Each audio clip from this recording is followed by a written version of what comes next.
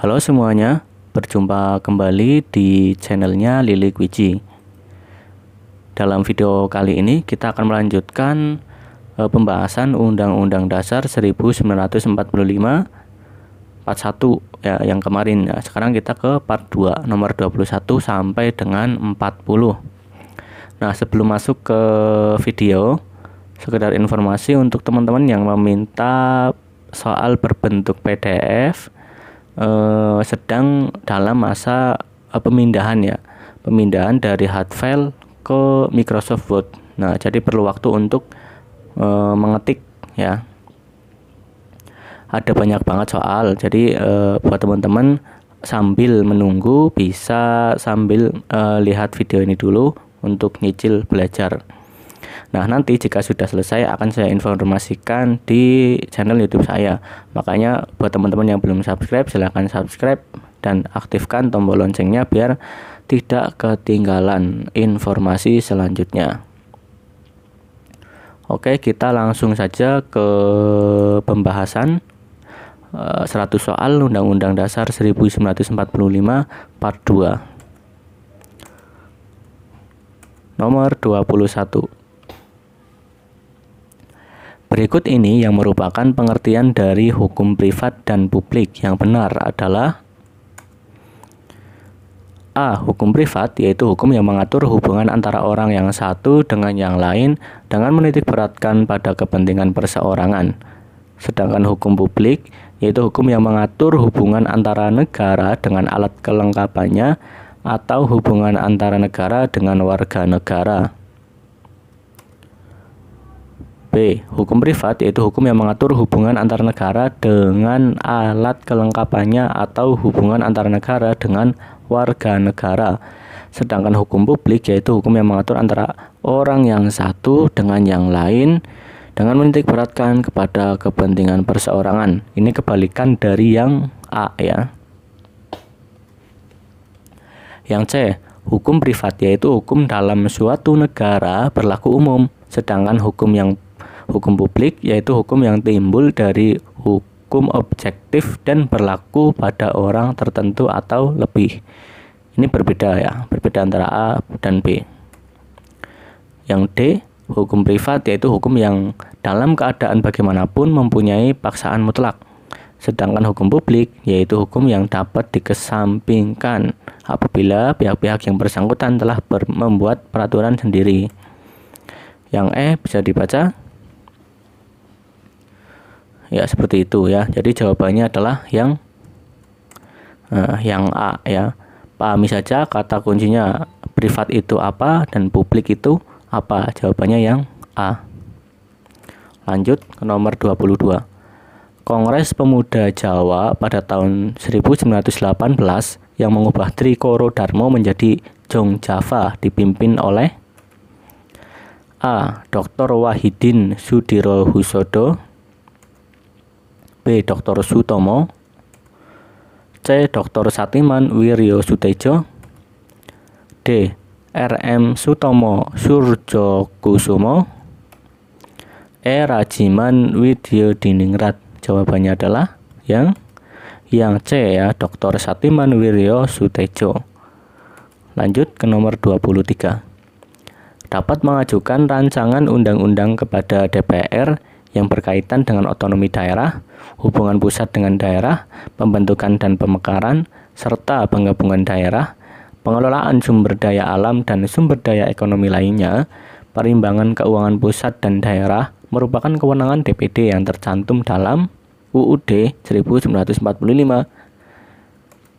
A. Pasal 19B ayat 2, B. Pasal 20 ayat 2, C. Pasal 21 ayat 2, D. Pasal 22D ayat 2, E. Pasal 23 ayat 2. Jawabannya adalah yang D. Pasal 22D ayat 2. Nah, buat teman-teman kemarin saya tegaskan harus hafal semua pasal ya, dari pasalnya, nomornya, terus babnya sampai bunyinya ya. Itu kalian itu harus hafal karena memang soal ini agak banyak, sekitar 20, bisa juga lebih.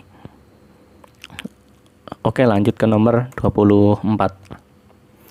salah satu bentuk hak bela negara bagi warga negara Indonesia? A. Mempertahankan wilayah NKRI. B. Mewujudkan perilaku tertib dalam masyarakat. C. Memperoleh pendidikan. D. Ikut serta dalam menjaga keamanan masyarakat. E. Berpegang teguh pada pedoman Pancasila. Jawabannya adalah yang C. Memperoleh pendidikan. Lanjut nomor 25. Berprestasi dalam ilmu pengetahuan dan kebudayaan serta terlibat dalam pengembangan karakter positif bangsa merupakan peran generasi muda dalam mengembangkan karakter nasionalisme yang ditinjau dari perannya sebagai A. Pencipta karakter. B. Pembangun karakter. C. Pemberdaya karakter. D. Perekayasa karakter. E. Pengembang karakter. Jawabannya adalah yang D ya, perekayasa karakter. Nomor 26. Sebagai negara yang berkembang dan memiliki banyak sumber daya alam yang melimpah, Indonesia merupakan negara penghasil sumber daya alam yang baik. Dari hal ini kemudian muncul sikap untuk saling hormat menghormati dan bekerja sama dengan bangsa lain. Hal ini termasuk pada pengamalan sila Pancasila, sila keempat, sila kedua, C. Sila kelima, D. Sila ke-1, E. Sila ketiga. Jawabannya adalah yang B ya, jadi sila kedua. Jadi teman-teman juga harus tahu ya pengamalan di Pancasila. Lanjut ke nomor 27. Mengkaji Pancasila secara ilmiah dapat dilakukan pada aspek kecuali A. Metode, B. Sistem, C. Empiris, D. Objek, E. Subjek. Jawabannya adalah yang A ya, kecuali ya, metode. Diingat-ingat ya teman-teman. Lanjut ke nomor 28. Hubungan antara NKRI dengan semboyan Bhinneka Tunggal Ika adalah A. NKRI dapat dipercaya dengan semangat persatuan. B. Bhinneka Tunggal Ika merupakan tujuan kebersamaan. C. Persamaan derajat pada seluruh rakyat Indonesia. D. Kesempurnaan NKRI bukan berasal dari semangat kebhinekaan. E. Negara kesatuan bukan tujuan utama semboyan Bhinneka Tunggal Ika. Jawabannya adalah yang A. NKRI dapat dipercaya dengan semangat persatuan. Nomor 29. Makna yang terkandung dalam pembukaan Undang-Undang Dasar 1945 alinea pertama adalah A. Motivasi spiritual, B. Pernyataan kemerdekaan, C. Motivasi terhadap kemerdekaan, D. Tujuan dan cita-cita negara. Jawabannya adalah yang C ya, jadi motivasi terhadap kemerdekaan. Lanjut ke nomor 30.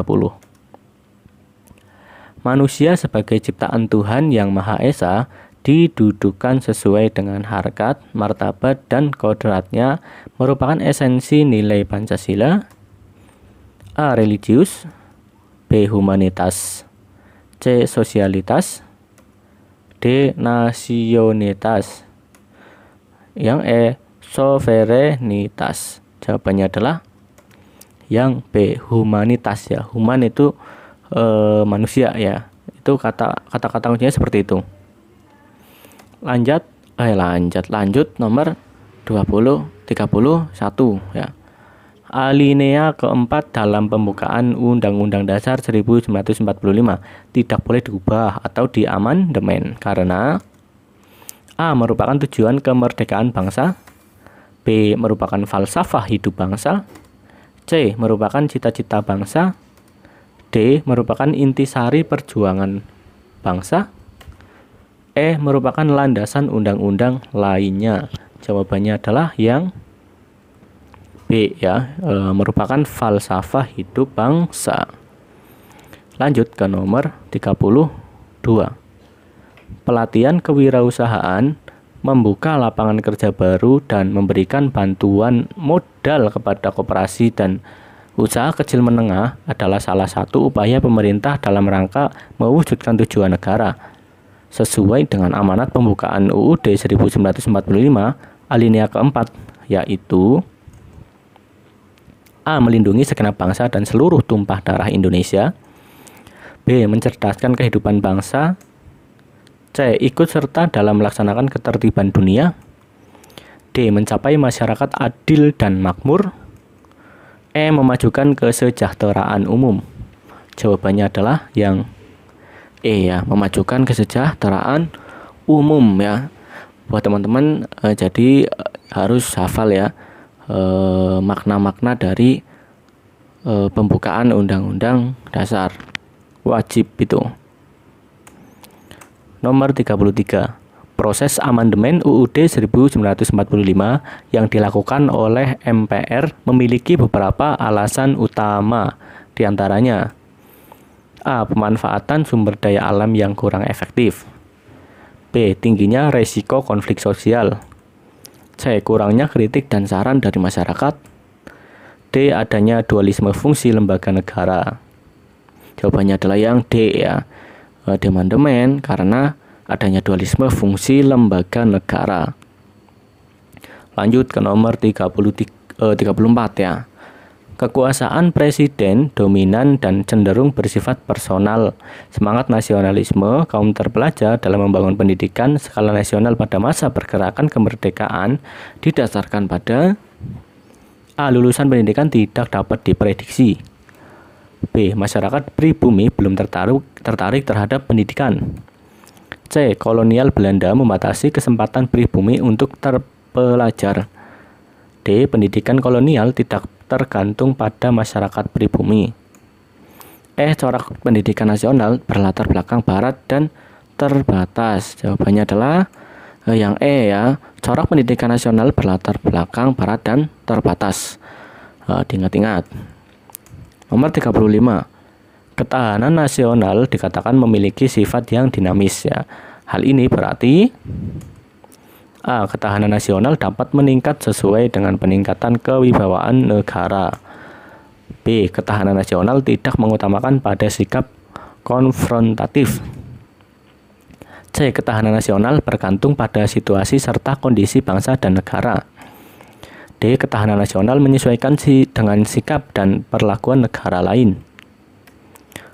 E. Ketahanan nasional dapat menyesuaikan diri dalam kerjasama global yang menguntungkan. Jawabannya adalah yang C ya. Ketahanan nasional bergantung pada situasi serta kondisi bangsa dan negara. Kata kuncinya itu dinamis ya. Dinamis itu artinya apa? Kata kuncinya dinamis itu bergantung. Lanjut ke nomor 36. Keberagaman suku, agama, ras, dan antar golongan tidak akan terlepas dari kesatuan NKRI. Bahkan, bentuk negara kesatuan dikukuhkan dalam konstitusi dan tidak dapat diubah sebab bangsa Indonesia merasa A. Paling tinggi derajatnya. B. Merasa kaya akan budaya nasional. C. Memiliki kesamaan visi. D. Dapat hidup sendiri. E. Mampu memenuhi kebutuhan. Jawabannya adalah yang C ya, memiliki kesamaan visi. Lanjut ke nomor 37. Nasionalisme humaniter adalah nasionalisme yang bersifat toleran, yang berpandangan bahwa setiap bangsa berhak memperjuangkan kesejahteraan bangsanya berdasarkan A. Fanatisme terhadap bangsa lain. B. Tradisi dan sejarahnya. C. Kebebasan hak asasi individu. D. Demokrasi. E. Cara-cara yang dipercaya bangsa tersebut. Jawabannya adalah yang E. Cara-cara yang dipercaya bangsa tersebut. Lanjut ke nomor 38. Wujud bela negara seorang pelajar di luar negeri adalah A. Menuntut gaji kepada pemerintahan, B. Mengembangkan ilmu pengetahuan, C. Memberikan sponsor kepada pelajar luar negeri, D. Mencari pekerjaan yang lebih baik di luar negeri, E. Memberikan informasi penting kepada pemerintah luar negeri. Jawabannya adalah yang B ya, dia mengembangkan ilmu pengetahuan. Jadi orang-orang yang misal kuliah atau sekolah di luar negeri itu merupakan salah satu wujud bela negara. Lanjut ke nomor 39. Kemampuan ideologi dalam memengaruhi dan menyesuaikan diri dengan pertumbuhan atau perkembangan masyarakatnya disebut dimensi. A. Dinamis, B. Kerohanian, C. Fleksibilitas, D. Idealisme, E. Realita. Kalau tadi dinamis sudah ya. Jawabannya adalah yang C ya, fleksibilitas ya. Ini dimensi juga dipelajari buat teman-teman. Terakhir nomor 40. Mukadimah hukum dasar atau yang lebih dikenal dengan Piagam Jakarta merupakan hasil dari sebuah sidang yang diselenggarakan oleh A. Panitia 9, B. BPUPKI, C. PPKI, D. Kongres Pemuda, E. PBB. Jawabannya adalah ini sudah biasa ya, soal seperti ini ya. Piagam Jakarta berarti panitia 9 ya. Ini rata-rata kayaknya sudah banyak yang tahu. Oke, sudah selesai. Dan buat teman-teman ya, persiapkan belajar di jauh-jauh hari ya. Karena materinya itu benar-benar sangat banyak, apalagi undang-undang desa. Itu belum sama peraturan pelaksananya ya. Ada undang-undangnya, ada peraturan pelaksanaannya. Seperti itu. Undang-undang Dasar 45 juga banyak banget. Jadi jangan sampai kok 1 bulan baru mempersiapkan ya. Itu ya nanti tidak banyak menguasai materi ya. Intinya jangan maraton ya. Jangan belajar maraton. Tapi jika kalian ada waktu luang misal malam hari ya, nggak apa-apa sambil tiduran sambil nonton video. Jadi media itu memudahkan kita untuk belajar, nggak harus membaca tapi mendengarkan biasanya lebih masuk ya. Lebih masuk karena kita cuma tinggal mendengarkan dan otak kita akan menyerap seperti itu. Oke, buat teman-teman terima kasih ya sudah menyaksikan dan semoga bermanfaat buat teman-teman yang mau ujian perangkat desa. Dan saya doakan semoga goal ya, semoga goal dan nilainya juga tinggi ya. Terima kasih. Jangan lupa ya buat teman-teman semua untuk like, komen, dan subscribe channelnya Lilik Wiji. Oke, terima kasih. Wassalamualaikum warahmatullahi wabarakatuh.